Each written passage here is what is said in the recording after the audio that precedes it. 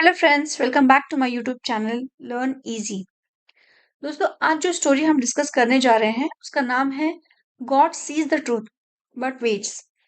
इस short story को 1872 में पब्लिश किया गया था। दोस्तों, इस स्टोरी को एंड तक जरूर देखना क्योंकि ये बहुत ही हार्ट टचिंग स्टोरी है जिसे एक रशियन राइटर लियो टॉल्स्टॉय ने लिखा है। इस स्टोरी में एक यंग मर्चेंट के बारे में बताया गया है जिसका नाम इवान डिमिट्रिच एक्सोनोव है, जो कि रशिया के एक व्लादिमीर टाउन से था। दोस्तों, इस स्टोरी में एक्सियोनोव ऐसे मर्डर के इल्जाम में गिरफ्तार हो जाता है जो उसने किया ही नहीं था। तो चलिए स्टोरी को थोड़ा डिटेल में समझते हैं। इस स्टोरी के मुताबिक एक्सोनोव बहुत ही हैंडसम बंदा था जिसकी दो दुकानें थी और एक उसका अपना एक खूबसूरत सा मकान था। इस मर्चेंट की एक और खासियत ये थी कि बहुत अच्छा सिंगर था। हम यहाँ ऐसे भी कह सकते हैं कि ये अपनी मैरिड लाइफ से बहुत ही खुश था। इस मर्चेंट के बारे में मैं एक और बात आपको बताना चाहूंगी कि शादी से पहले ये मर्चेंट बहुत ही शराबी था, लेकिन शादी के बाद ये काफी सुधर गया था और इसने शराब पीना भी छोड़ दिया था। अपनी इस मैरिड लाइफ में ये अपनी बीवी और बच्चों के साथ बहुत ही खुश था।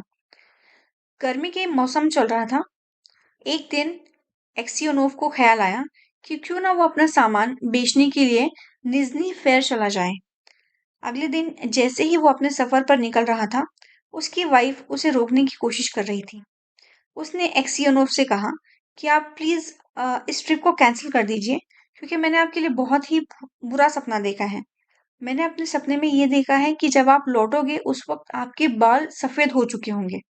इस बात पर एक्सियोनोव को हंसी आने लगी और वो कहने लगा, अरे ये तो अच्छा गुड लक है। तुम मेरी चिंता मत करो, मैं जल्दी वापस आ जाऊंगा और आते समय तुम्हारे लिए एक तोहफा भी ले आऊंगा। वाइफ के मना करने के बाद भी एक्सियोनोव सफर के लिए निकल पड़ता है। अगले दिन अपने दोनों घोड़ों और कोचमैन के साथ सफर के लिए निकल पड़ा। वो 25 माइल जाने के बाद अपने घोड़ों को खाना खिलाने के लिए रास्ते में रुक गया। उसने अपने लिए कुछ ऑर्डर किया और गिटार बजाने लग गया। दोस्तों, जैसे मैंने आपसे इस स्टोरी के शुरुआत में ही कहा था कि एक्सियोनोव बहुत ही अच्छा सिंगर था। एक्सियोनोव इस बात से अनजान था कि अब उसकी लाइफ में एक और ट्विस्ट आने वाला है। जिस वक्त एक्सियोनोव अपना गिटार बजा रहा था, उसी वक्त वहां पर दो सोल्जर और डिस्ट्रिक्ट ऑफिसर आ जाते हैं और वो एक्सियोनोव से उस मर्चेंट के बारे में सवाल करने लगते हैं जिसके साथ एक्सियोनोव ने रात गुजारी थी। सोल्जर ने उसे बताया कि उस मर्चेंट का मर्डर हो चुका है और उसका गला काटा गया है। सोल्जर एक्सियोनोव से कहता है कि आपको हमारे साथ मर्डर पॉइंट पर चलना होगा, आपसे पूछताछ करनी है। ये बात सुनकर एक्सियोनोव बहुत ज्यादा घबरा जाता है और सोल्जर और एक्सियोनोव वो सारे मर्डर पॉइंट पर पहुंच जाते हैं और वहां इन्वेस्टिगेशन शुरू हो जाती है। जैसे ही एक्सियोनोव का बैग चेक होता है, सोल्जर को उसके बैग से एक खून भरा चाकू मिल जाता है। एक्सियोनोव बहुत डर जाता है क्योंकि वो खुद जानता है कि ये मर्डर उसने नहीं किया था, लेकिन सबूत उसी की तरफ इशारा कर रहे थे। ना सिर्फ मर्डर का चार्ज था, बल्कि उस पर 20,000 रूबल चुराने का भी इल्जाम लगाया हुआ था। एक्सियोनोव को इस इल्जाम में प्रिजन जेल भेज दिया जाता है। एक्सियोनोव की वाइफ अपने बच्चों के साथ एक्सियोनोव से मिलने जेल में आती है। काफी रिक्वेस्ट करने के बाद उसे अपने पति से मिलने की परमिशन मिल जाती है। एक्सियोनोव को इस तरह से जेल के कपड़ों में देखकर उसकी बीवी को बहुत बुरा लगता है। उसके बाद वो अपने हस्बैंड को कहती है कि उसने जो बेल के लिए अपील की थी वो रिजेक्ट हो चुका है। एक्सियोनोव की वाइफ ने जब उसे ये सवाल किया और उसको ये चीजें बताई तो एक्सियोनोव की आंखों में आंसू आ गए। उसने आखिरी बार अपनी फैमिली को गुड बाय कहा और वहां से चला गया। अब उसकी एक आखिरी उम्मीद बस गॉड से थी कि कोई चमत्कार हो जाए। उसके बाद एक्सियोनोव को माइंस में काम करने के लिए सर्बियन जेल में 26 सालों के लिए भेजा गया। इन 26 सालों में उसके बाल और दाढ़ी दोनों सफेद हो गए थे। वो इस सदमे के बाद लोगों से बहुत कम बात करता था और शायद ही वो कभी हंसा होगा। दोस्तों, जेल में रहकर उसने बूट्स बनाना सीख लिया था और वो उन बूट्स को बेचकर अपनी अर्निंग करता था। उसने एक बुक भी खरीदी थी जिसका नाम था लाइव्स ऑफ सेंट्स। वो जेल की एक डिम लाइट में उस बुक को पढ़ता था और हर संडे को वो चर्च में उस चैप्टर को पढ़ता और उसे गाता था। उसके साथ वहाँ जो कैदी मौजूद थे वो उसकी बहुत इज्जत करते थे और उसे ग्रैंडफादर बुलाते थे। एक दिन उस जेल में कैदियों का एक और गैंग आ जाता है। उसमें से एक कैदी का नाम माकर सिमियोनिश था।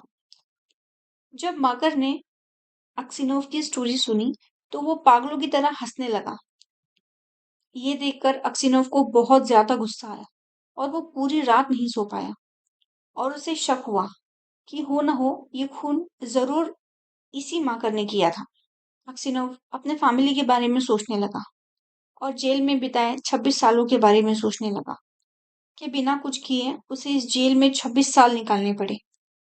एक दिन माकर के साथ कुछ वक्त बिताने के बाद अक्सिनोव को ये शक हो जाता है कि ये जो मर्चेंट को मारा था ये वही इंसान है।